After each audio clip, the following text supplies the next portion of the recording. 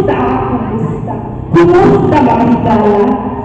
Makalabing bugat na makita ang matangis na isip.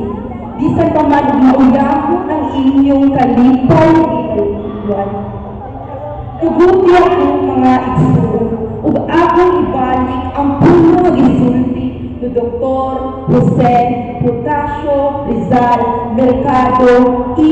Alonso Rialonda. Kabatanunan, paglakang bagyong sa nasod. Kami kabatanunan naandan ang pag-scroll hangtod gabi. Nadala sa kasaba sa trending of reels. Apan, sa kasigasi nga nangita o tinuod nga tinuod. Kami kabatanunan na aghihapon ang among damgo nga nagdala og saktong sulod. Kabatanunan, paglaong bagyong sa nasod. Kanunay nato ni malungog, murag sirang plaka.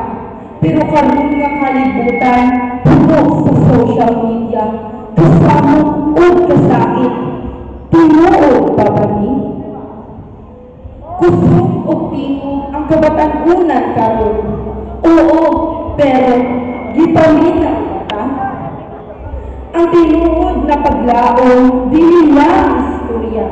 Ang tinuod na paglaong, liho, buhat, o pagpakabana. Dili pwede nga maglat-lakta.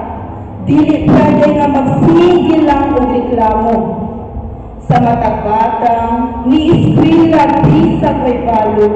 Sa kabatanunan, nangapil sa clean-up bisag init.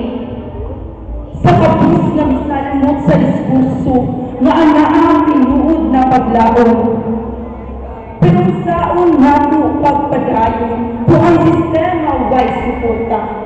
Edukasyon, kulang, trabaho, lisod, gobyerno, usahay buta, usahay bukol. Bisan pa man, adunay kabatanunan nga nabaron, adunay kabatanunan nga nangita o hustisya, adunay kabatanunan nga nangitamo magpakatinuod. Maong kini ang panawagan. Ayaw hulata nga ingon nga ikaw ang paglaong. Ipakita nga ikaw ang kausaban. Paglaong ta, oo, pero naglaong paan. Kita ang karon, kita ang liho, kita ang tinuod nga kababuhan para sa kauma sa tanan. Dili lang mi paglaong sa nasod.